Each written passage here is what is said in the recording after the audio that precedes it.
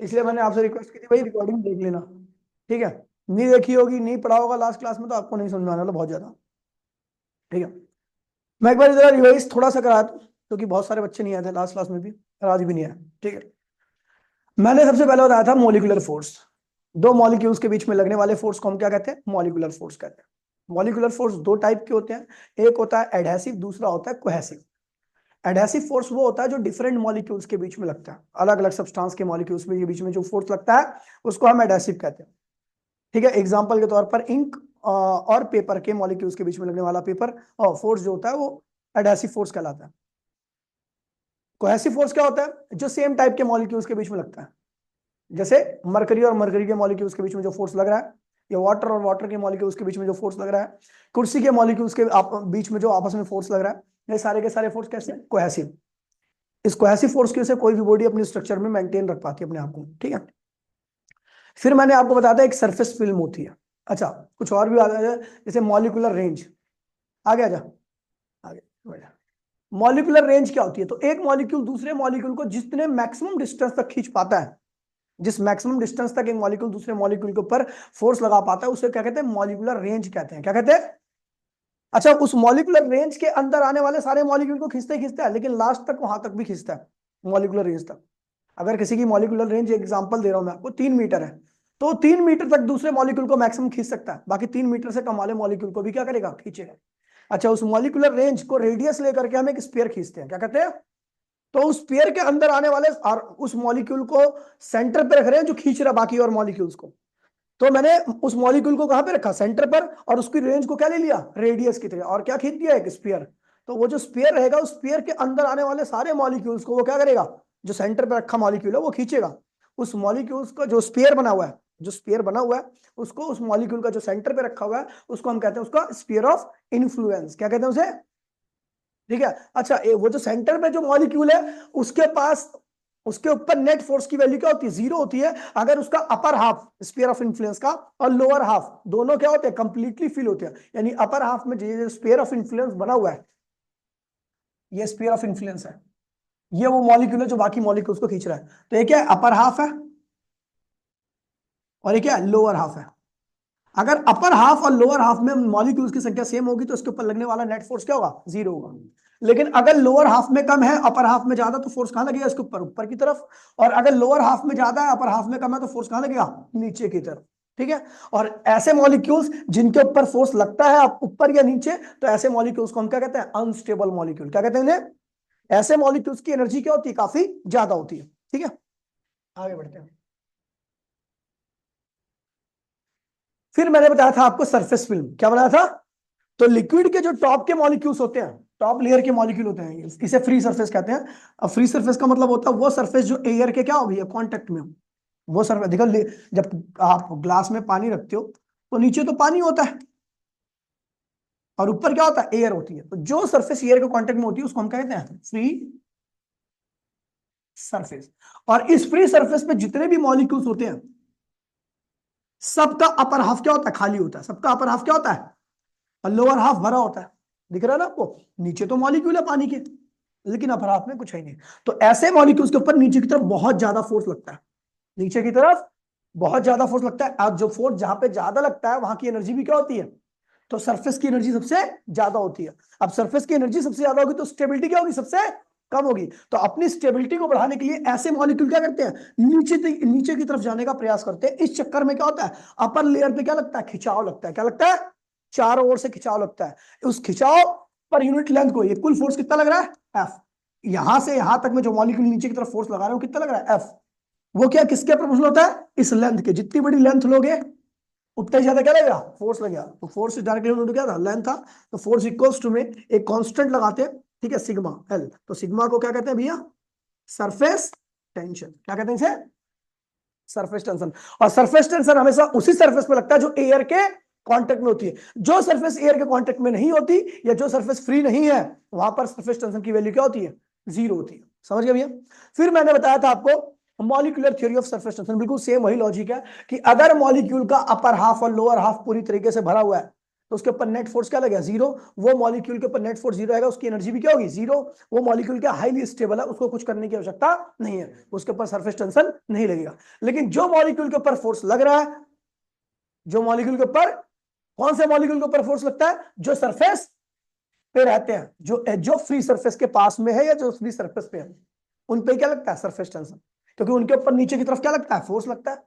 अगर फोर्स लग रहा है तो उनके पास क्या होगी, एनर्जी भी होगी। एनर्जी होगी तो उनकी स्टेबिलिटी क्या होगी, कम होगी। अपने आप को स्टेबल करने के लिए कहां जाने का प्रयास करते हैं, नीचे। कहां जाने का प्रयास करते हैं, नीचे जाके क्या होगा कि उसका अपर हाफ और लोअर हाफ क्या होगा, पूरी तरीके से भर जाएगा, नेट फोर्स क्या लगेगा, जीरो। तो इसलिए वो नीचे आने का प्रयास करते हैं। इस चक्कर में ऊपर की सरफेस पे क्या लगता है, खिंचाव। वही खिंचाव पर यूनिट लेंथ, खिंचाव, खिंचाव यानी फोर्स पर यूनिट लेंथ क्या कहलाता है भैया, सरफेस टेंशन। ठीक है भैया, समझ गया। अब सरफेस टेंशन का एक ही काम है, फ्री सरफेस को स्टेबिलिटी प्रोवाइड करना।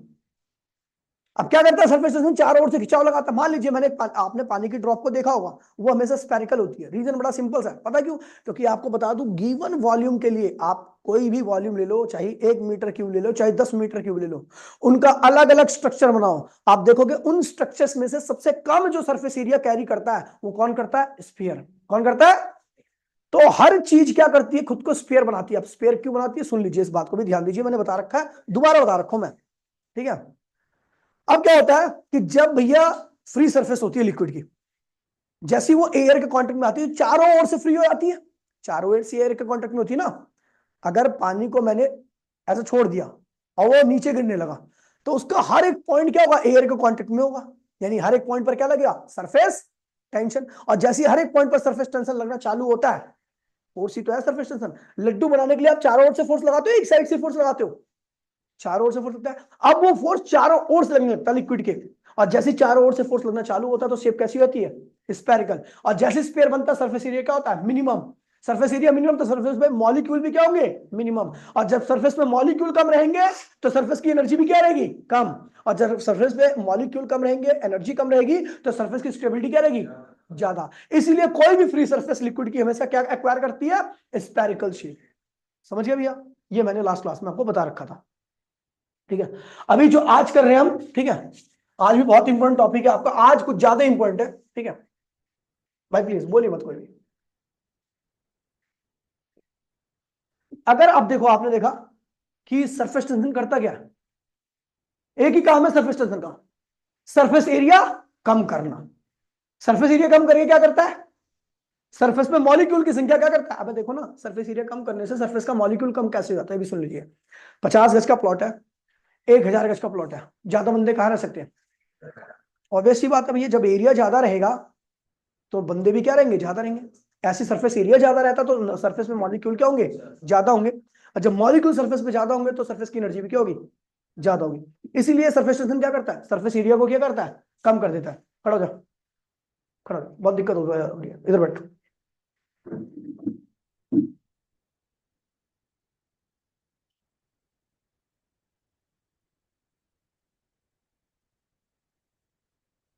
बैठ, ठीक है। तो सरफेस टेंशन सीधा क्या करता है, सरफेस एरिया कम करता है। सरफेस एरिया कम करते के साथ ही सरफेस पे मॉलिक्यूल कम हो जाते हैं, मॉलिक्यूल कम होंगे तो सरफेस की एनर्जी भी क्या होगी, कम हो जाएगी। सरफेस की एनर्जी कम हो तो साथ स्टेबिलिटी बढ़ जाएगी। सरफेस टेंशन क्या करता है, सरफेस एरिया कम करता है। यदि आप सरफेस एरिया कम करके, सरफेस टेंशन क्या करता है, सरफेस एरिया कम करके सरफेस की एनर्जी को कम करता है। लेकिन यदि आप सरफेस एरिया बढ़ा दो तो क्या होगा, सरफेस की एनर्जी क्या होगी, बढ़ जाएगी। अच्छा, आप अगर किसी चीज की एनर्जी बढ़ा रहे हो तो क्या अपने आप बढ़ जाएगी, आपको वर्क करना पड़ेगा। इसीलिए ध्यान रखना कि जब भी आप सरफेस एरिया, जो कि सरफेस टेंशन कम कर रहा है, उसकी बजाय आप सरफेस एरिया को बढ़ा रहे हो, तो आपको बढ़ाने के लिए क्या करना पड़ेगा, वर्क करना पड़ेगा। और जितना आप वर्क करोगे उतनी ज्यादा उसकी सरफेस एनर्जी क्या होगी, बढ़ती चली जाएगी। और जितनी ज्यादा सरफेस एनर्जी बढ़ती जाएगी, उस बढ़ी हुई सरफेस एनर्जी की वैल्यू जो होगी वो हमेशा आपके वर्क के बराबर होगी। आप अगर 50 जूल वर्क करोगे तो जो सरफेस एनर्जी बढ़ी है वो भी कितनी होगी, 50 जूल ही होगी। आप 100 जूल वर्क करोगे तो जो सरफेस एरिया बढ़ा है उस पर जो एनर्जी नहीं आई है वो भी क्या होगी, 100 जूल ही होगी। समझ गया। सरफेस टेंशन क्या करता है धैर्य, ना सरफेस टेंशन क्या करता है, मेरे को समझ नहीं आया, क्या करता है सुमित। ऐसा तो कुछ बताया ही नहीं मैंने यार, सीधा सीधा बताया। चल तू तो मान ले बहुत दिनों से आ नहीं रहा क्लास में, क्या करता है अंश? उससे कम करने के बाद क्या होता है जैसे? कम हो जाती है, मेंटेन नहीं होती, कम हो जाती है। सरफेस एरिया कम होते के साथ सरफेस में मॉलिक्यूल क्या होते हैं? सरफेस में मॉलिक्यूल कम होगा तो सरफेस की एनर्जी क्या होगी? कम हो जाएगी। सरफेस की एनर्जी कम हो जाएगी तो स्टेबिलिटी क्या होगी सरफेस की? क्या यार, क्या गणित थोड़ी ना हो रही है, या तो तेरा दिमाग नहीं है पढ़ाई में, कुछ और चीजें सोच रहा है। और ये 50 बार रिपीट किया आज की क्लास में मैंने। कितनी बार रिपीट किया होगा मैंने? 50 बार नहीं तो 4-5 बार तो रिपीट ही किया है। बार बार वही रिपीट कर रहा हूँ, कम से कम इतना तो ध्यान दो भाई। पढ़ाई में ध्यान होना चाहिए, पढ़ाई के अलावा उसके बाद कोई भी काम करो कोई दिक्कत नहीं है, सब में मजा आता है। लेकिन पढ़ाई छोड़ करके बाकी और सारे काम करोगे तो किसी काम में मजा नहीं आएगा, ये ध्यान रखना। ठीक है, कुछ नहीं बताया, एकदम स्ट्रेट फॉरवर्ड वर्ड में बताया मैंने। सरफेस टेंशन का एक ही काम है, क्या काम है? सरफेस एरिया, क्योंकि सरफेस की एनर्जी क्या होती है? सबसे ज्यादा होती है। एरिया कम करके मॉलिक्यूल्स कम करेगा, मॉलिक्यूल्स कम होते के साथ सरफेस की एनर्जी क्या होगी? कम होगी। सरफेस की एनर्जी जैसी कम होगी तो स्टेबिलिटी क्या होगी? लेकिन अगर आप सरफेस एरिया कम नहीं कर करके बढ़ा दोगे तो सरफेस की एनर्जी कम होने की वजह क्या होगी? बढ़ेगी। कितनी बढ़ेगी? जितना आप उस सरफेस वर्क करोगे, सरफेस एरिया को बढ़ाने के लिए जितना आप वर्क करोगे। समझ गया? तो वही सरफेस एनर्जी की फॉर्म में उसके ऊपर आ जाएगा। समझ गया? एनर्जी कभी किसी की अपने आप नहीं बढ़ती। एनर्जी घट तो सकती है अपने आप, लेकिन बढ़ कभी नहीं सकती। बढ़ानी है तो आपको क्या करना पड़ेगा? वर्क करना ही पड़ेगा। पत्थर कौन सा ज्यादा एनर्जी किसके पास होती है? जमीन पे होता है जो ऊपर होता है? जो पत्थर जमीन पे होता है उसकी एनर्जी ज्यादा होती है, जो पत्थर आसमान में होता है उसकी एनर्जी ज्यादा होती है? ऊपर वाला। क्यों? क्या अपने आप ऊपर जा सकता है क्या वो? नहीं जा सकता ना, आपको वर्क करना पड़ेगा। और जितना आप वर्क करोगे उसके अंदर उतनी ज्यादा क्या होगी? एनर्जी आ जाएगी। समझ गए भैया? बड़ा फिजिक्स का बेसिक लॉ है भैया, इसमें कोई गणित लगाने की मैं नहीं भी बताता, फिर भी आपको ये चीज पता होनी चाहिए थी। ठीक है, आ रहे भैया? क्या था, क्या कर रहा था, हो गया। ठीक है, work done against this surface tension. आप सरफेस टेंशन क्या करता है? सरफेस की एनर्जी को घटाता है। यदि हम उसके अगेंस्ट में वर्क करेंगे तो सरफेस की एनर्जी घटने की बजाय क्या होगी? बढ़ जाएगी, और उतनी ही बढ़ेगी जितना आप क्या करोगे? वर्क करोगे। मैंने उसका सॉल्व करने के लिए कितनी बढ़ेगी एनर्जी या कितनी एनर्जी आएगी सरफेस एनर्जी, उसकी कैलकुलेशन करने के लिए डायग्राम बना रहा हूं। ये अपने पास एक क्या भी है, मैश है छोटा सा। ठीक है, कि ये वाला जो आर्म है वो क्या है? मूवेबल है, मूव कर सकते हैं आप इसको, आगे भी बढ़ा सकते हो और ये पीछे भी कर सकते हो इसको। ठीक है, अब इस तरह के, और ये सारे एंड क्या फिक्स है, ये बाकी एंड मूव नहीं कर सकते, केवल यही एंड क्या कर सकता है? मूव कर सकता है, जो मूव जहां पे लिखा मूवेबल आर्म। ठीक है, तो भैया ये फिल्म है, ये जो पिंक कलर की है आपकी, ये क्या फिल्म है? फिल्म, सॉफ्ट फिल्म,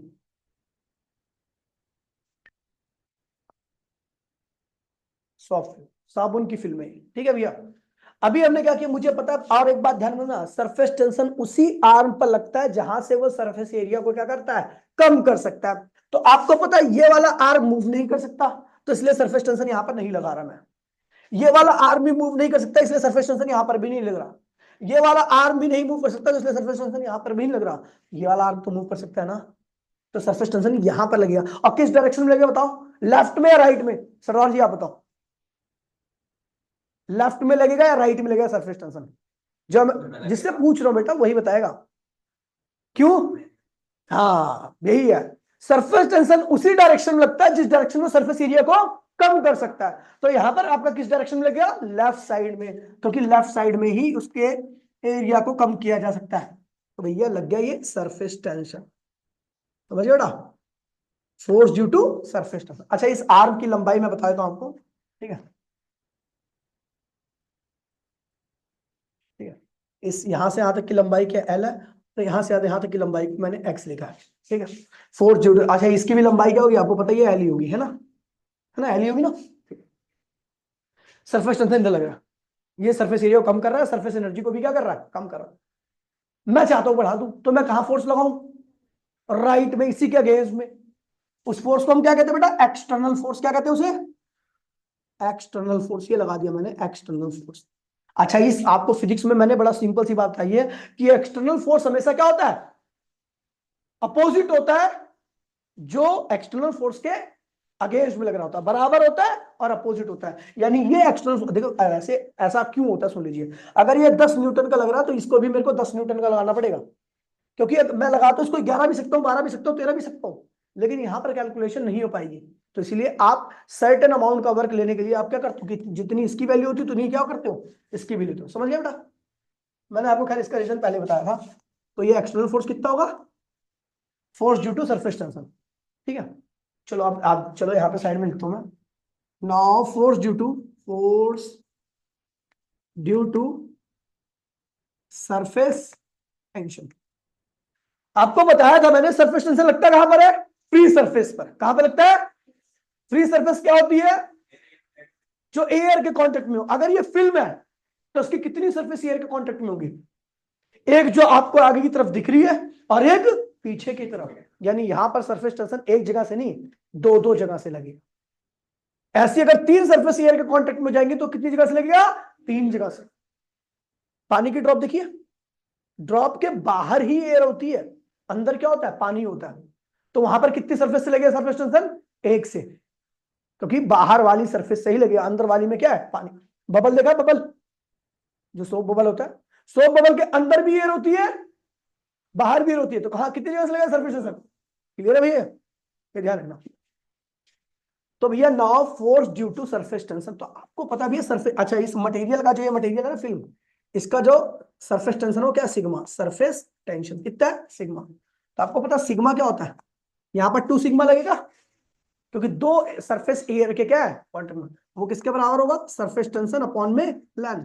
ये लेंथ, ये वाली लेंथ और ये वाला फोर्स लिया, इन दोनों का रेशियो निकाला तो क्या है, 2 सिग्मा के बराबर है। हाँ हाँ, 2 सिग्मा। पता क्यों, क्योंकि दो सरफेस एयर के कांटेक्ट में है। ठीक है, अभी आगे इसका एक फॉर्मूला बना दूंगा जनरल सा ना, तो समझ में आ जाएगा, अच्छा रहेगा। ठीक है, two surface in contact with air. Air के कांटेक्ट में दो सरफेस, इसलिए हमने 2 सिग्मा लिया। तो force due to surface tension क्या आएगा, एफ एस की वैल्यू क्या आएगी, 2 सिग्मा एल। क्या आएगी, 2 सिग्मा एल आएगी। ठीक है, तो हमारा जो ये फोर्स लग गया उसकी वैल्यू क्या है, 2 सिग्मा एल। समझ गया, ये निकाल लिया मैंने। अब एक चीज देखिए भैया, जब हम ये वाला फोर्स लगाएंगे तो ये वाला आर्म जो रहेगा वो जो ए बी पर है वो कहां पे आएगा, कहीं और आ जाएगा, है ना। पाएगा ए डैश बी डैश पे, और ए डैश और बी डैश के बीच की दूरी कितनी है, डेल्टा एक्स है। क्या है ये, डेल्टा एक्स। मतलब मैंने जो ये पहले आर्म यहां पे था ना, तो मैंने ये वाला फोर्स लगाया और उस फोर्स की वजह से ये जो आर्म था वो यहां से यहां पे आ गया, फिल्म का एरिया भी क्या हो गया, बढ़ गया। अब फिल्म जो पहले वहां तक थी, अब वो फिल्म कहां आ जाएगी, यहां तक आ जाएगी। ये फिल्म यहां तक फैल गई है,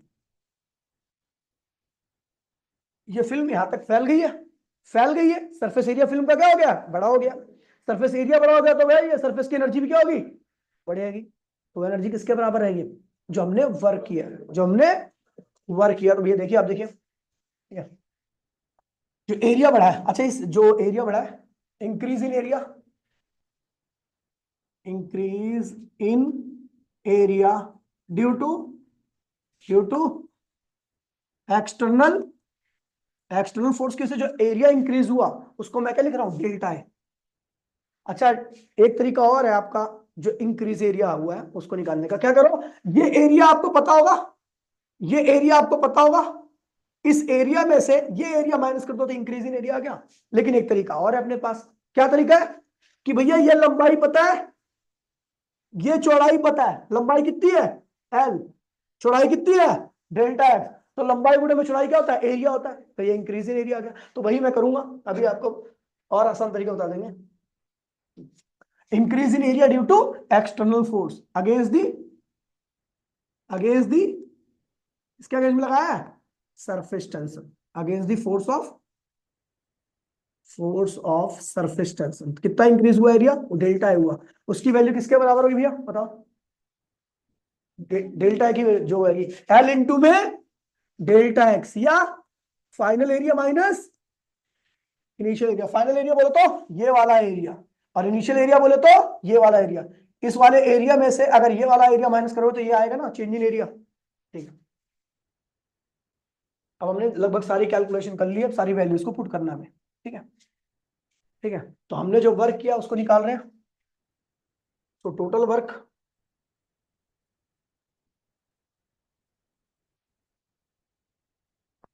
तो total work, work done, done बराबर में किसके बराबर होगा, सरफेस एनर्जी के। और वर्क इसका फॉर्मूला क्या होता है, एक्सटर्नल फोर्स इनटू में डिस्प्लेसमेंट, यही होता है ना बेटा, यही होता है।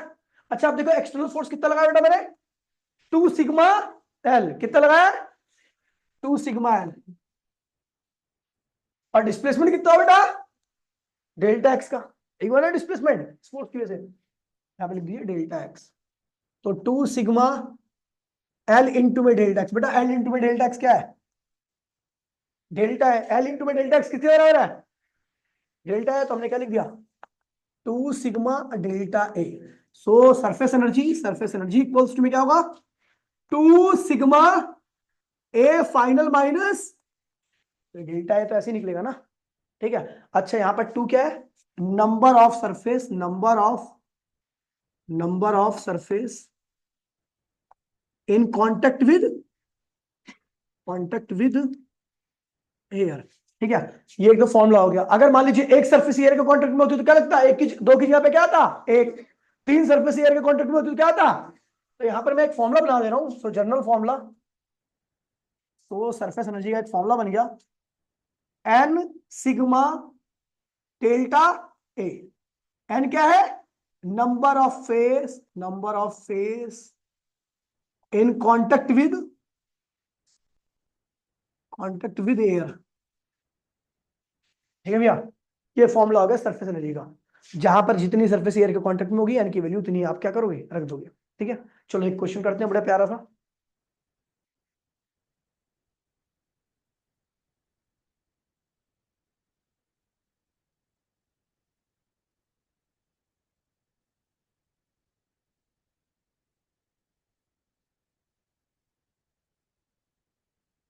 ठीक है, ये देखिए बड़ा प्यारा क्वेश्चन, दिल्ली 2011 में आता है, इस सोल्यूशन कोई दिक्कत नहीं है इसमें, ठीक है।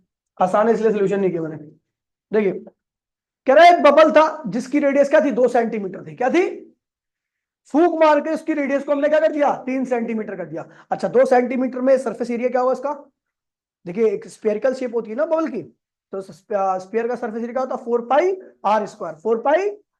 तो 2 सेंटीमीटर के रेडियस पे हमने क्या निकाल दिया, जब 2 सेंटीमीटर की रेडियस थी तो हमने तब का एरिया निकाल दिया, क्या 4 पाई r1 स्क्वायर आ गया। जब उसकी 3 सेंटीमीटर की रेडियस होगी तो सरफेस एरिया 4 पाई r2 स्क्वायर। अच्छा ये हो गया। अच्छा सिग्मा भी दे रखा अपने को, और ये है क्या बेटा, क्या है ये, बबल है, क्या है, बबल की कितनी सरफेस एयर का कांटेक्ट में होती है, 2 सरफेस, तो एन की वैल्यू क्या होगी, 2, एन मतलब सरफेस, आपको पता ही है क्या होगा, सरफेस एनर्जी इक्वल्स में क्या होगा, एन सिग्मा डेल्टा ए, बोला हाँ। तो एन कितना है बेटा, एन क्या है 2, सिग्मा कितना रखा बेटा 30। देखिए सीजीएस में है तो सीजीएस कोई कन्वर्ट करने की आवश्यकता नहीं है, 30। और चेंज इन एरिया कैसे आएगा, तो फाइनल एरिया यानी ये वाला माइनस ये वाला, 4 पाई r2 स्क्वायर माइनस 4 पाई r1। कुछ है तो नहीं इसमें, दिल्ली में आया 2011 में, समझ गए ना, ठीक है। आगे बढ़ते हो, अगला क्वेश्चन देखिए।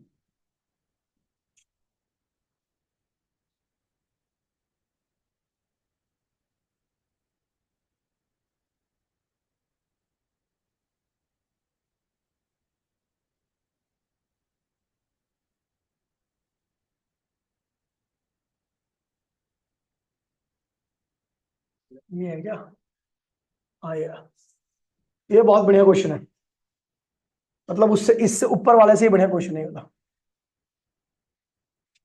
लॉजिक बड़ा सिंपल सा है, बस आपको ध्यान रखना चाहिए, सरफेस एनर्जी का फॉर्मूला क्या होता है, एन सिग्मा डेल्टा ए, एन सिग्मा, कुछ नहीं कह रहा, पता है भैया, कह रहा है कि भैया a liquid drop of diameter D, एक लिक्विड ड्रॉप है जिसका डायमीटर क्या है, तो रेडियस क्या होगी, डी/2 होगी। चलो ब्रेक्स इनटू 27 टाइनी ड्रॉप्स, कह रहा 27 छोटी छोटी ड्रॉप में क्या होती है, टूट जाती है। तो एक काम करते हैं भैया, वॉल्यूम ऑफ बिगर ड्रॉप, देखिए टाइनी, एक बड़ी ड्रॉप से टूट करके 27 छोटी ड्रॉप बनी है, तो बड़ी वाली ड्रॉप का वॉल्यूम क्या होगा, 27 ड्रॉप के बराबर होगा, क्योंकि उनसे ही तो बनी है। तो गिवन क्या है, गिवन है वॉल्यूम ऑफ बिगर ड्रॉप बराबर में 27 times of volume of smaller drop, ये होगा। तो वॉल्यूम ऑफ बिगर ड्रॉप क्या होगा, 4/3 pi radius of bigger drop का स्क्वायर, क्यूब, क्यूब होता है ना, स्पेरिकल शेप की होती है ना, तो स्पेयर का वॉल्यूम होता है 4/3 पाई आर क्यूब, ठीक है, बराबर में 27 times of volume of smaller drop है, जो कि क्या होगा 4/3 pi radius of smaller drop का क्यूब। बोलो हाँ, क्या क्या कट रहा है, कट गया। Volume of radius of bigger drop निकाल लूंगा, क्योंकि मुझे radius of diameter of bigger drop दे रखा है मुझे, और कहाँ है ये रहा क्वेश्चन ना, ठीक है, ठीक है। तो हमने क्या लिया, रेडियस ऑफ स्मॉलर ड्रॉप क्या आएगा, रेडियस ऑफ बिगर ड्रॉप क्या आएगा, टी बाय में 2। डायमीटर अगर बिगर ड्रॉप का डी है, तो रेडियस ऑफ बिगर ड्रॉप क्या होगी, डी बाय में 2 ही होगा ना। बिगर ड्रॉप का डायमीटर डी जे रखा है, तो रेडियस ऑफ बिगर ड्रॉप क्या होगी, डी बाय में 2। हम निकाल रहे हैं रेडियस ऑफ स्मॉलर ड्रॉप, क्या निकाल रहे हैं, तो चलो निकालते हैं भैया, रेडियस ऑफ स्मॉलर ड्रॉप का क्यूब इक्वल्स टू में क्या होगा, 27 लगा दो ना, हाँ 27 बराबर में क्या होगा, रेडियस ऑफ बिगर ड्रॉप का क्यूब। तो हमें निकालना रेडियस ऑफ स्मॉलर ड्रॉप, तो रेडियस ऑफ स्मॉलर ड्रॉप लिखोगे तो क्या होगा, रेडियस ऑफ स्मॉलर ड्रॉप का क्यूब इक्वल्स टू में रेडियस ऑफ बिगर ड्रॉप का क्यूब अपॉन में 27। तो रेडियस ऑफ स्मॉलर ड्रॉप क्या आएगा, इसका क्यूब करोगे तो क्या होगा, आर बी आएगा, बिगर ड्रॉप का रेडियस, और 27 का क्यूब करोगे तो क्या होगा, क्यूब रूट करोगे तो क्या आएगा, 3 आएगा। क्या आएगा, रेडियस ऑफ स्मॉलर ड्रॉप क्या आ गया, ये रेडियस ऑफ बिगर ड्रॉप क्या है, तो रेडियस ऑफ स्मॉलर ड्रॉप क्या होगा, then radius of smaller drop equals to में रेडियस ऑफ बिगर ड्रॉप क्या रखा है, डी बाय में 2, डी बाय में 2 अपॉन में क्या नीचे 3, क्या होगा डी बाय में 6, रेडियस ऑफ क्या आ गया, स्मॉलर ड्रॉप आ गया। अब ये क्यों किया मैंने, देखिए वॉल्यूम से मैंने निकाल ली छोटी वाली ड्रॉप की भी रेडियस और बड़ी वाली ड्रॉप की रेडियस, तो अपने को पता ही है क्योंकि डायमीटर दे रखा था, तो डायमीटर का आधा कर दिया, उसका रेडियस आ गया। अब ध्यान दीजिए, हमें क्या निकालना है, कह रहा है चेंज इन सरफेस एनर्जी, क्या निकालना है, कितनी बढ़ी है सरफेस एनर्जी, कितनी बढ़ती है जितना आप वर्क करते हो, क्या करते हो, और वर्क क्या क्या होता है, चेंज इन, अच्छा एक चीज देखिए, हाँ आ गया भाई, हाँ हाँ टाइनी ड्रॉप, ठीक है। तो अपने सरफेस एनर्जी निकालनी है। अच्छा देखो, initial area, area of total surface area of total, और एक बात ध्यान देना, सरफेस एनर्जी जब आप निकालते हो या सरफेस एनर्जी में जो चेंज निकालते हो, तो वहां पर कौन सा एरिया निकालते हो, हमेशा सरफेस एरिया। क्या निकलेगा, कंफ्यूज मत होना, हमेशा क्या निकलेगा, क्योंकि सरफेस के मॉलिक्यूल के पास ही तो एनर्जी होती है, ठीक है। Total surface area of bigger, बड़ी वाली ड्रॉप का कुल सरफेस एरिया कितना होगा बेटा, बताओ, बोलो ना, बिगर ड्रॉप का surface area 4 pi radius of bigger drop का स्क्वायर, बोलो हाँ, ये होगा 4 पाई रेडियस ऑफ बिगर ड्रॉप क्या है भैया, कैपिटल डी अपॉन में, कैपिटल डी अपॉन में ऑल स्क्वायर, तो क्या होगा 4 पाई डी स्क्वायर अपॉन में क्या होगा 4, 4 से 4 कैंसिल हो गया, पाई डी स्क्वायर क्या होगा, बड़ी वाली ड्रॉप का, भाई प्लीज बोलिए मत यार, बड़ी वाली ड्रॉप का सरफेस एरिया इतना हो गया, total surface area, total surface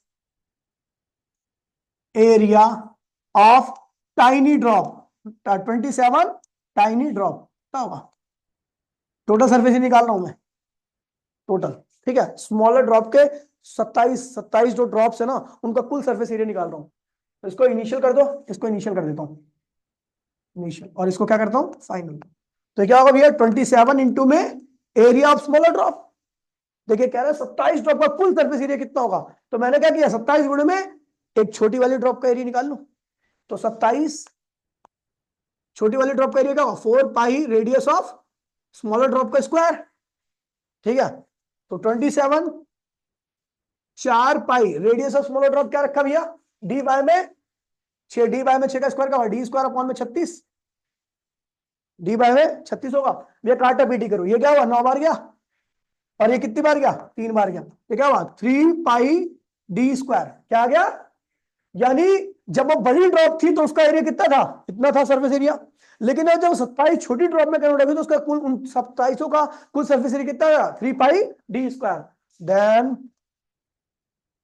surface energy equals to क्या होता है एन सिग्मा डेल्टा है, बोलो हाँ, एन क्या है, ये ड्रॉप है तो बबल तो नहीं है ना, ड्रॉप है, ड्रॉप की कितनी सरफेस एयर के कांटेक्ट में होती है, एक, एक सरफेस टेंशन कितना है इसका कितना है भैया, सिग्मा दे रखा है, सिग्मा।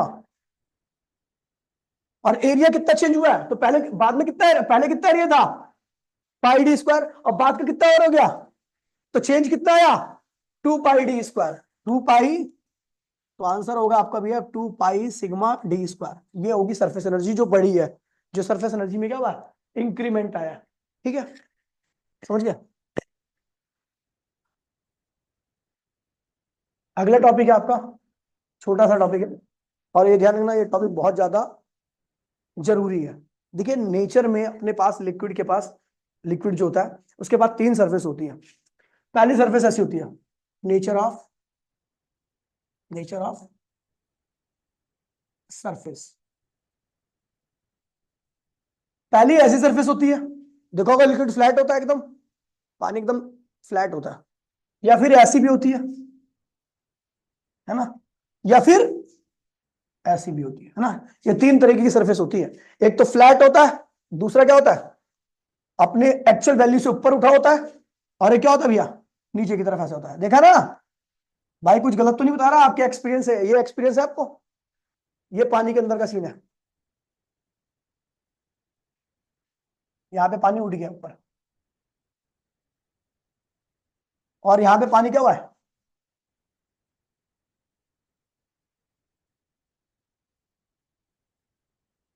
पानी थोड़ा अपने लेवल से क्या हुआ, नीचे आ गया।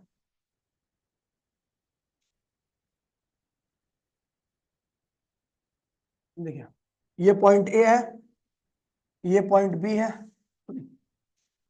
ये पॉइंट बी है, और ये पॉइंट क्या है, सी है। देखिए इसके अंदर जो लिक्विड के अंदर से जो प्रेशर लगता है उसे कहते हैं लिक्विड प्रेशर, और ऊपर से जो प्रेशर लगता है उसे कहते हैं वेपर प्रेशर।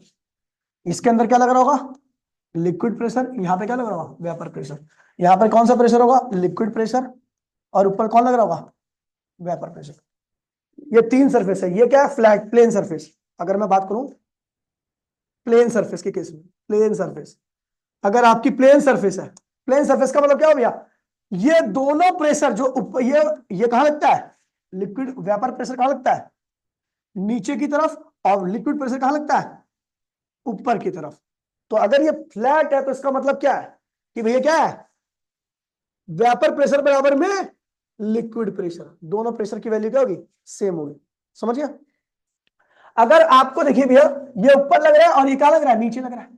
अब आप देख रहे हो भैया, लिक्विड साइड का प्रेशर क्या है, ये ऊपर उठा हुआ है, इसका मतलब लिक्विड साइड का प्रेशर क्या है, ये कॉन्वेक्स सरफेस है, ध्यान रखना, कॉन्वेक्स सरफेस। तो इस साइड में क्या होगा, लिक्विड साइड का pressure greater than vapour side का प्रेशर। अच्छा ये ऐसी हो जाए, ये नीचे लगता है और ये क्या लगता है, ऊपर, तो यहां पर कौन ज्यादा होगा, कॉनकेव में, कॉनकेव में क्या होगा,